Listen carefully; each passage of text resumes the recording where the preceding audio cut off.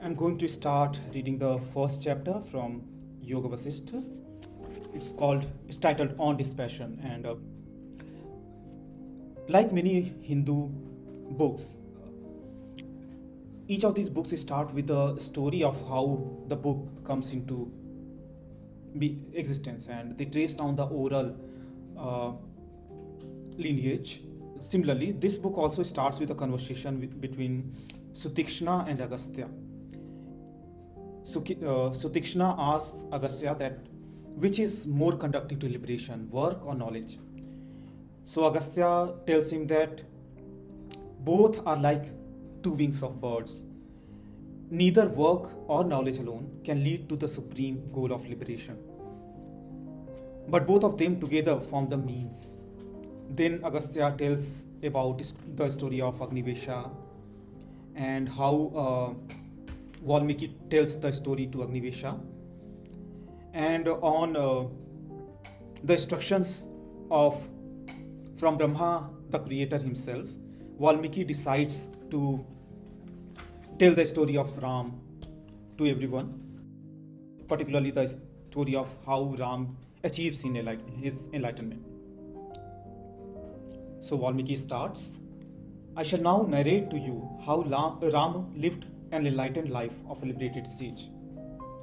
Upon his return from the hermitage of his preceptor, Rama dwelt in his father's place, sporting in various ways, wanting to tour the whole country and visit the holy place of pilgrimage.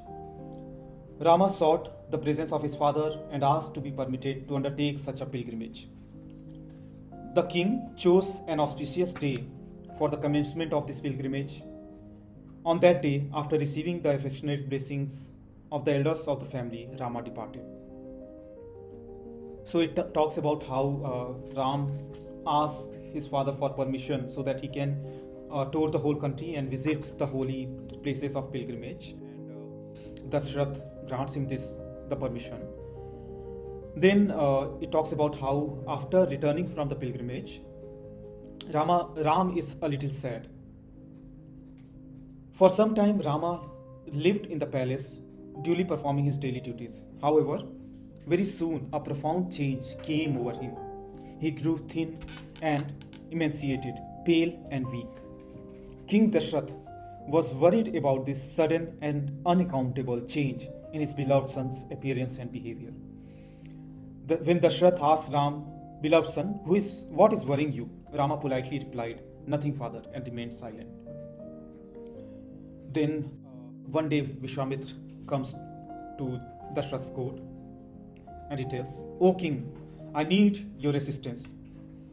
Whenever I undertake a religious rite, the demon who are followers of Khar and Dushna invade the holy place and desecrate it.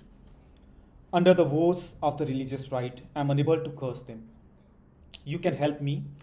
Your son Ram can easily deal with these demons, and in return for this help, I shall confer manifold blessings upon him, which will bring you unexcelled glory. So Vishwamitra asked Dasaratha to send Ram with him so that Ram can help him complete his yajna. But Dasaratha, because of his attachment, earlier he promised Vishwamitra whatever helped he wanted, but because of his attachment, he is reluctant, which leaves Vishwamitra angry. Seeing Vishwamitra angry, the sage Vasistha intervened and persuaded the king not to back out on his promise. He says, O king, it is unworthy of you to go back on your promise. A king should be an exemplar of righteous conduct. Ram is safe in the care of Vishwamitra, who is extremely powerful and who has numerous invincible missiles. Eventually, Dasaratha agrees and he asks the chamberlain to go and fetch, request Ram to come to the court. But the chamberlain reports that Ram is agreed to come, but he is in a very depressed state. After Ram reaches the court, he comes and saluted his father and all the sages sitting there. Then Dasaratha asks Ram, what makes you so sad, my son? Dejection is an open invitation to a host of miseries. The Sage Vasistha and Vishwamitra conquered with the king. So Ram says, Holy Sir, I grew up happily in my father's abode. I was instructed by worthy teachers. But recently I went on a pilgrimage. And during this period, a trend of thought has taken hold on me, robbing me of all hopes in the world. My heart begins to question, what do people call happiness, and can it be had in the ever-changing objects of this world? All beings in this world take birth but to die, and they die to be born. Unrelated beings come together. The mind conjures a relationship between them. Everything in this world is dependent upon the mind. But on examination, the mind itself appears to be unreal. Still, we are bewitched by it. Then he talks about wealth. Equally useless, O sage, is wealth, which deludes the ignorant, unsteady and fleeting. The wealth gives birth to numerous worries and generates an insatiable craving for more. Wealth is no respecter of persons. Both the good and the wicked can become wealthy. However, people are good, compassionate, and friendly only till their hearts are hardened by the passionate pursuit of wealth. Wealth taints the heart even of the wise scholar, a hero, a man of gratitude, and soft-spoken person. Wealth and happiness do not dwell together. Rare is that wealthy man who does not have rivals and enemies who scandalize him. So he talks about wealth and how wealth brings worries, and it kind of reminds me of a story that Osho talks about of Ninyanbe Ka Fera, it's called, and how a perfectly happy man is ruined. All his happiness is spoiled because one day he gets 99 golden coins, and he is in a pursuit to make it 100, and then after that on a pursuit to increase it to 200, and he is robbed of all his happiness in life. Whatever Ram says pretty much resonates with the story that Osho narrates. Then Ram talks about knowledge. He says that to the unwise, knowledge of scripture is a burden. To one who is full of desires, even wisdom is a burden. Then he talks about egotism. All sufferings surely revolve around egotism. It is the I who suffers, and egotism is the sole cause of mental distress. He says that I feel that egotism is my worst disease. Egotism eclipses self-control, destroys virtue, and dissipates equanimity. It is egotism alone, without rhyme or reason, that has spread the net of family and social relationships to catch the unwary soul. That is an interesting remark, saying that all family and social relationships that burden the soul, egotism is the root of that as well. Then he talks about mind, and he says that it is the mind alone which is the cause of all objects in the world. The three world exists because of the mind stuff. When the mind vanishes, the world vanishes too. And this is one of the core philosophical aspects that this book tries to delve into, that mind is unreal and the all world created is created in the mind. It is an illusion, just like dream. So just like dream is unreal and created by the mind, but when we are in the dream, it appears very real to us. Similarly, this world as well is created by the mind, and when the mind vanishes, the world vanishes as well. And then he talks about the body. Some very interesting remarks on how he perceives body. He says, this pitiable body, composed of veins, arteries and nerves, is also a source of pain. Inert, it appears to be intelligent. One does not know if it is sentient or insentient. And it endangers only delusion. Delighted with a little gratification and distressed by the least adversity, this body is indeed highly despicable. I can only compare a tree to the body, and very beautiful metaphor he gives. This tree, which is the body, is born in the forest known as samsara. The restless monkey, which is the mind, plays on it. It is the abode of crickets, worries. It is constantly eaten by the insects of endless suffering. It shelters the venomous serpents of craving, and the wild crow of anger dwells on it. On it are the flowers of laughter. Its fruits are good and evil. It appears to be animated by the wind of life support. It supports the birds of the senses. It is resorted by the travelers, lust or desires, and it provides the shade of pleasure. The formidable vulture of egotism is seated on it, and it is hollow and empty. It is certainly not meant to promote happiness. Whether it lives for long or falls in a short time, it is still useless. Very beautiful, so beautiful analogy that he gives, and how the mind is like a tree. Monkey, which is our mind, plays on it. It's the abode of cricket, which are nothing but worries and innumerous.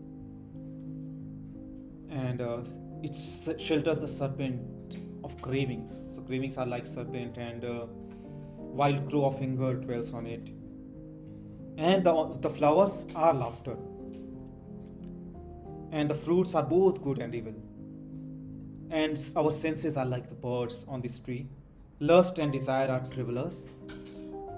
The vulture of egotism is seated on it, and it is hollow and empty. So just like vulture, usually they sit on top of the trees, egotism is on top of the tree that our body is. Then he moves on to different stages of life, and it's very interesting because usually we tend to paint our past in a very positive way, and almost everyone you talk, they will say that, oh, childhood was the best time of my life, and such a how wonderful is childhood.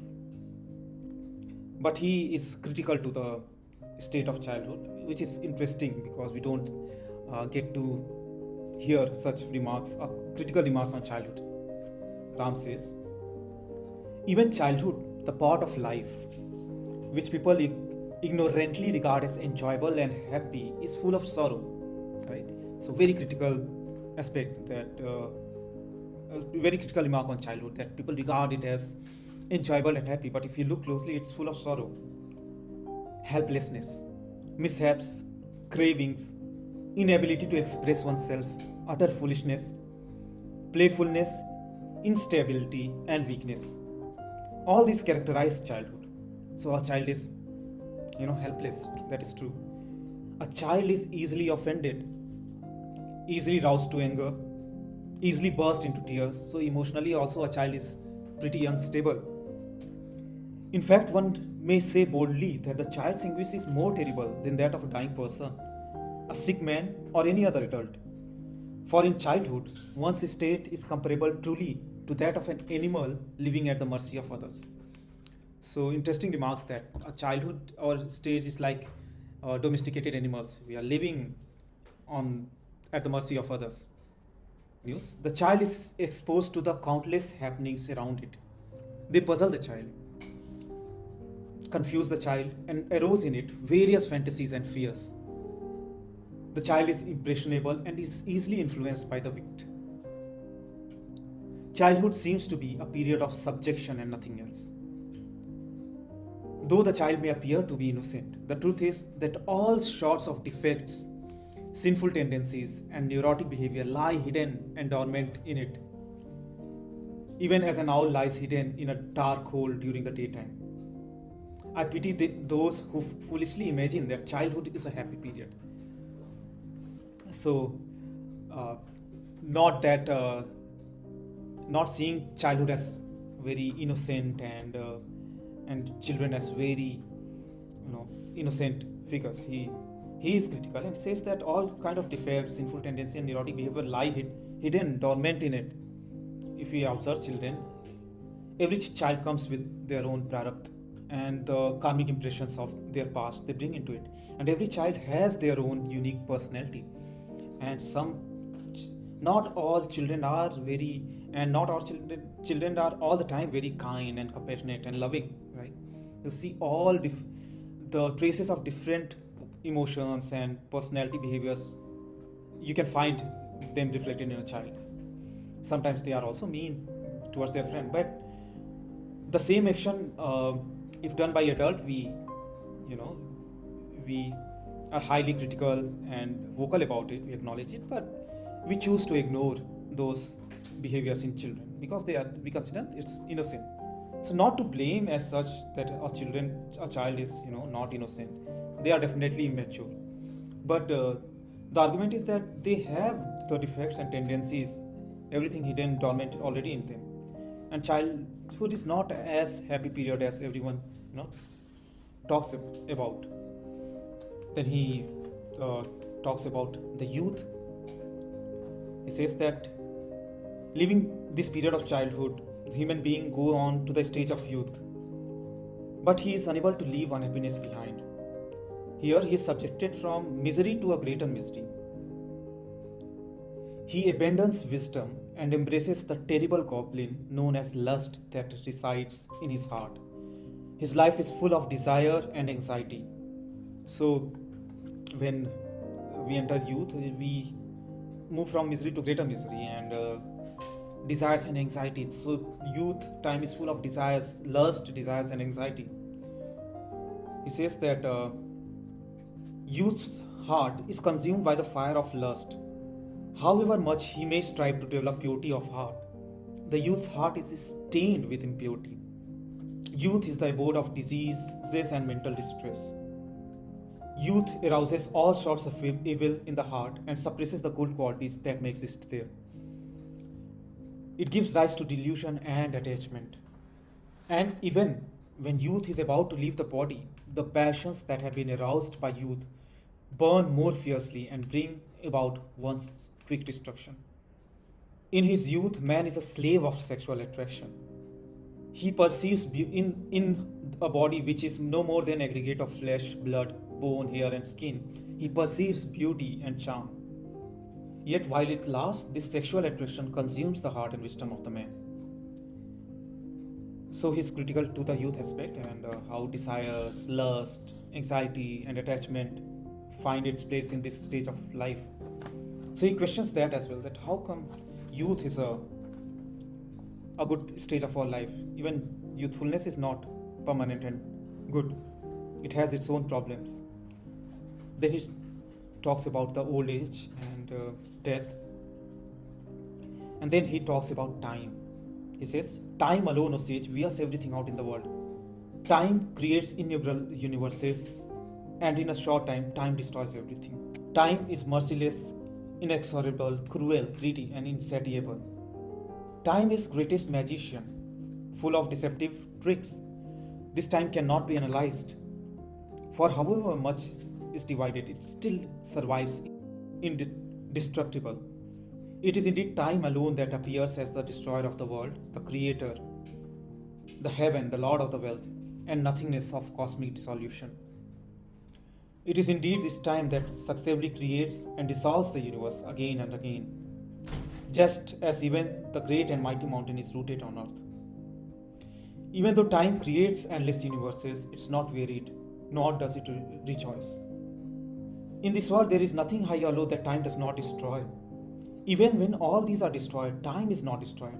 Just as a man after a day's activity rests in sleep, even so time after the cosmic dissolution sleeps or rests with the creation potential hidden in it.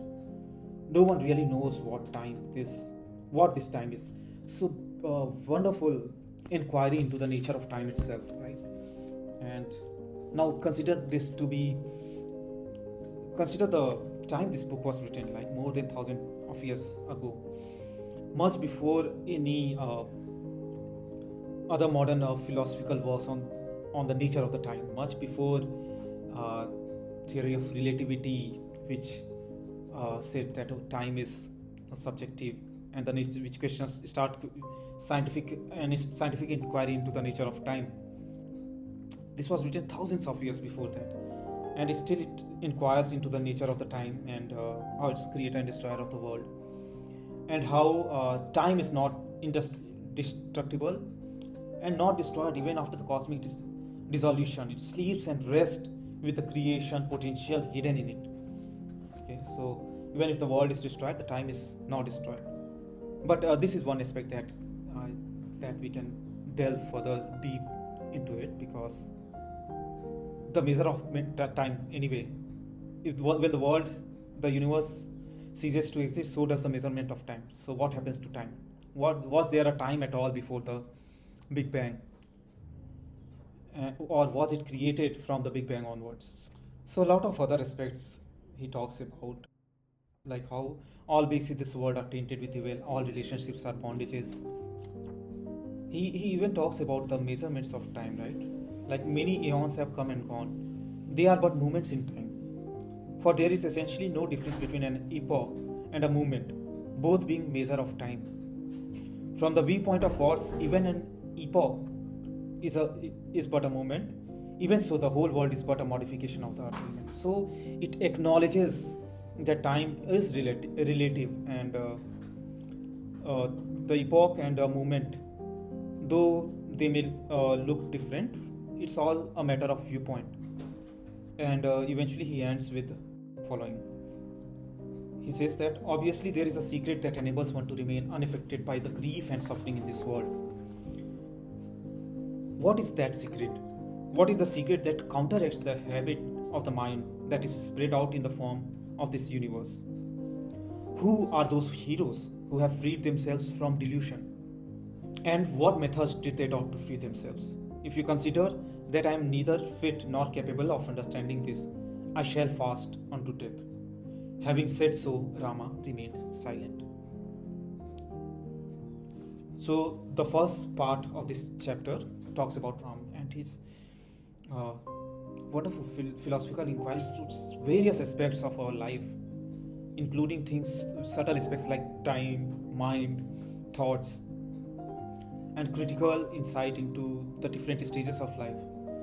So this chapter finishes with this, and how everyone applauded when Rama said his words, and so everyone acknowledges and his wisdom and philosophical insight into the world and different aspects of the world. After this, we move to the section 2 on the behavior of the seeker, where Vishwamitra and Vasistha start their discourse. So we'll cover that in later. Let me know what you consider. What are your thoughts on Ram's view on these different aspects of time, or the critical aspect of all the stages of life, on childhood, on the nature of the mind, and how he sees the world as suffering and meaningless. So what are your thoughts on these different aspects that he spoke about? Let me know. Thank you.